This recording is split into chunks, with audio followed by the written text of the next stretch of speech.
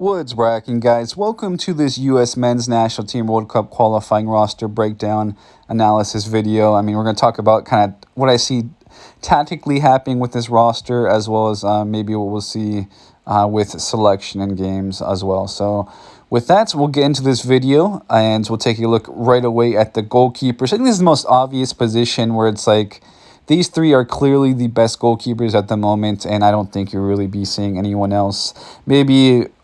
You can maybe make a case for Horvath staying at Nottingham Forest to try to push for that number one spot more. I've heard Samba has not been very good, and he may end up getting a chance as the number one in some league matches. He's been playing in the cup, and he's been making some really good saves. He's a really good shot stopper, as are Stefan and Turner.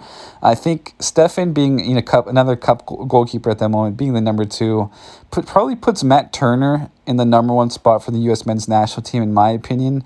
You got a little bit maybe recency bias also, considering the fact he was so good in the Gold Cup. His shot stopping ability is incredible. None of these three goalkeepers are good with distribution. Some people think Stefan is better, like the best one, but if you actually look at some of his highlights, he's really not that good, in my opinion, with his distribution. So, yeah. I think you'll do no wrong with either of these three, honestly. Obviously, in the Nations League final, Horvath and Stefan made some incredible 1v1 saves. Also, they're all good in those situations and coming with big saves when needed. So I think you'll do no wrong with either of these three. I just think none of them are really going to be putting us in amazing positions with great passes, as some people may think Stefan has the ability to do or something. But yeah, moving on to the defenders. This is an interesting position. We'll start with the left back or left wing back first. And we have George Weah and Antonee Robinson. I think, to me personally, I've always rated Weah over Robinson. I think he's much better technically, passing, going forward. And he showed ability to defend 1v1 in the final of the Gold Cup also. Antonee Robinson, he's a good north and south player, but he's not really good on the ball other than putting in crosses, in my opinion. He's pacey, he can dribble, he can get forward. He'll give you that width in the overlaps, and can maybe put some good service in. But if we're actually trying to be a world-class team, he's not going to be a world-class fullback, but he'll be fine against CONCACAF level opponents. I still would prefer to see Weah getting the majority of the minutes in these World Cup qualifiers. I think he really manned up and had some amazing performances. He had one amazing performance, really, against Mexico in a final, and that was awesome to see. Now, center back is an interesting one. So you've got John Brooks.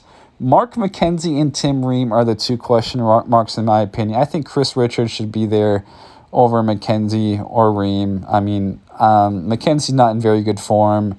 Ream is just not very good 1v1 defender, as we saw.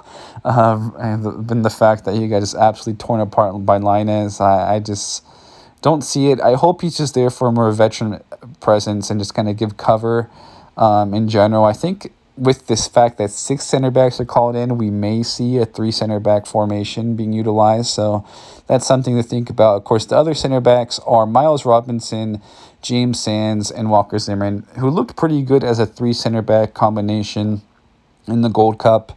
Miles Robinson obviously had an amazing tournament. His 1v1 defending was amazing. He did so good. He's athletic. He's good 1v1, and I think if we're doing a 2 center back formation, the ideal partner probably of John Brooks. I'd like to see John Brooks and Chris Richards also, but for this tournament, for this these 3 qualifying matches against El Salvador, Canada, and Honduras, I would like to see Miles Robinson partnered with John Brooks. But I think if we're doing a 3 center back formation, the ideal players would probably be John Brooks, Miles Robinson, and I'd say Walker Zimmerman or James Sands. So that's what I would like to see. I really hope we do not see Tim Ream whatsoever, but he's a veteran player and he's a good championship level player, so I guess that's fine. But at right back, you've got Serginho Dest and DeAndre Yedlin. Yedlin apparently was called up because Araujo did not accept the call-up, so that's something to keep in mind. Julian Araujo is a really good 1v1 defender for LA Galaxy, and he's improving going forward. He's improved so much with his final pass in, his build-up play. I mean, he's much better going forward than he was before. He's mostly just a kind of a 1v1 defender. He really is the best right back in the player pool at the moment when it comes to being a 1v1 defender. So I hope he makes up his mind. Maybe people are saying October he's going to make up his mind and he chooses the U.S. men's national team, because I would really like to have that kind of defensive option, to maybe just have him come on late in a game to lock things down after Dest maybe has been a bit tired, overlapping going forward. So we're fine at right back though with Dest and Yedlin. I think they'll be okay against these opponents we have coming up here. I do think Shaq Moore has made a case for himself. I mean, Cannon is solid also. So right back we have a good amount of depth in, but I do really hope we see Araujo accept a call up and choose the U.S. men's national team. But midfielders is one area where I think we're really lacking. It's clear Berhalter went with familiarity here with Kellen Acosta. Was really good in the Gold Cup, obviously, as a center defensive mid. Tyler Adams, he's always going to be a lock. Sebastian Lletget, Berhalter's boy, Weston McKennie, and Christian Roldan, who did have a decent Gold Cup, but with this midfield, it's really not enough creativity. If we're playing a 4-3-3, I don't want to see a 3-3 center mid pairing with these guys. If it's going to be three center mids, it needs to be Acosta, Adams, McKennie, and Reyna or Aronson as the 10. That's what you would like to see. That's what I would like to see at least. If it's a 5-2-3, it's fine, I guess, because of the different formation. But I would like to see someone like Eric Williamson called in, or Julian Green, some more creative players to help out in that midfield. Because Williamson, you could see, has that creativity, as well as Julian Green. I think Richie Ledesma, if he gets healthy, he's a very good creative midfielder. And I would like to see him play as a 10 eventually also, once he does get healthy and fit. And I would like to see him called in there. But yeah, I mean, these guys are all really good, like 6s and 8s.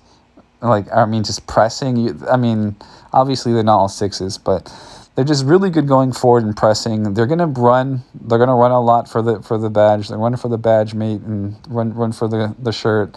And you're going to see them just kind of run all over, but you're not going to see that creativity. McKennie does have that goal-scoring ability. I mean, you could say Lletget does also. Rodon, not too bad, getting in the box as well. But if they're being asked to be creative, with this midfield is really asked to be kind of the creative options. They're, the other team is just kind of game planning to really force these guys to be the ones to make those final passes. I don't really see them being the ones to make it happen. McKennie is solid, but he's not really an amazing creative player, and none of these guys really have that ability, in my opinion. That's why if we're going to play that 4-3-3, it has to be Reyna there as a 10. We got to go 6-8-10. We can't have 6 and 2 8s, in my opinion. I don't like that. I mean, pressing, you can make stuff happen off the press, but we also probably going to have the ball most of the time in these games. So I think that's an issue, something that could be an issue. If you see these other teams bunker against us, we could have some issues if we don't have a player like Reyna or Aronson as the number 10 being creative, essentially. But going to the forwards now, I'm really excited to see Conrad de la Fuente. Of course, you got Brendan Aronson, who's been looking pretty good for Salzburg. But folk, I actually would have preferred to maybe see another maybe MLS option, maybe Rubio Rubin, Bobby Wood, someone like that. But he's fine as like a target man, in my opinion, coming off the bench if we're ever looking for a late goal. He's really good in the air, and with service, if you give him service, I think he'll be fine. But not really impressed with his like hold up play or anything like that. He's not really amazing technically, but I think he's kind of that late game option. I think that maybe what he's there for. Now we've got Ricardo Pepe, basically the most informed forward in MLS right now, American forward, and I think he has 9 goals on the season. He scored the game-winning penalty, I believe it was in the MLS All-Star game versus Liga MX also. So Yeah, I'm really happy that he decided to accept the call-up also. He wasn't just called up, he did accept it. He confirmed it in the LC Dallas Twitter account. So I really hope that he gets game time. Basically, after three, if he plays more than 3 matches, I think under the age of 21 or something, I believe he's technically cap tied. So he can actually still move to Mexico. But I hope he gets the game time, feels comfortable, and stays with us because he is a really good prospect and he's scoring goals and we need a goal scorer. He's really the most informed striker who's called up at them. And of course, Sargent scored a couple goals, had an assist in the Carabao Cup. It's the Carabao Cup. P-Falk has scored some goals here and there, but yeah. Of course, you got Christian Pulisic, Gio Reyna, Josh Sargent, Tim Weah. So I think we're solid with the forwards. I really hope we see De La Fuente's 1v1 ability is really good. I think if we're playing the 4-3-3, he's the ideal option to maybe come off the bench, 75th minute, get on there and just run at those opponents, make some things happen, run at those tired legs, and he could be a really good player in that type of situation. Something could be interesting, though, is the fact that some English teams may be preventing players from being called up. So I think looking at that, if Tim Ream and Anthony Robinson can't come, I think we'll see Chris Richards called up, and I think we'll probably see maybe Vines. Vines was terrible in Europa League from what I've heard, so I'd rather not see him if that's the case. Maybe you'll see Reggie Cannon, Shaq Moore called into the picture. I think that's what you might see if those guys aren't able to come in. I think probably more Cannon for Robinson, and then you'd probably see Richards come in for Ream. Hopefully, that's what I'd like to see at least. But if that does happen, the forward Sargent and Pulisic can come up. That'll be interesting. I think maybe you'll see like a guy like Julian Green come in, or maybe a Paul Arriola, I guess. I mean, not a big fan of him. With Sargent, if he can't come, I think maybe you'll see like Bobby Wood, Rubio Rubin called up, maybe even like a Cade Cowell or something. So, yeah, it'll be interesting to see who gets called up if basically some of these players playing in England can't make it. I think it'll make things very interesting, and obviously that'll be tough if we lose Pulisic and Sargent. That'll be tough. I think that you really will see Pepe stepping up and probably starting at striker right away. I mean, maybe you bring in Bobby Wood because of experience being in World Cup qualifying before. It'll be interesting to see what happens especially with those forwards if they can't make it. I think that we'll be fine if without Ream and Robinson, we've got options there. But forwards, we might just be throwing Pepe in the fire. Maybe see a veteran like Bobby Wood come in. Also, so with that, guys, that does wrap up the video. Before we wrap up the video, I'll give you my ideal 11 for the 5-2-3, ideal 11 for a 4-3-3. So 5-2-3, goalkeeper will go Matt Turner. Defenders will go James Sands, Miles Robinson, and John Brooks.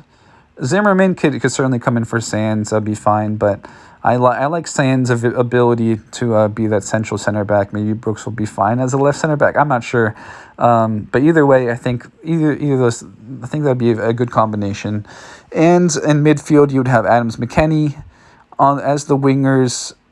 Excuse me, the fullbacks would be George Bello and Serginho Dest. Then you'll have Pulisic, Reyna on the wing, Sargent up top.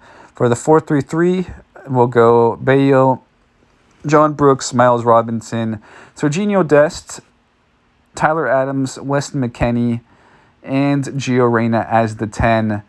We'll go Brendan Aronson, Pulisic on the wing, and Sargent up top. So that's what I would like to see.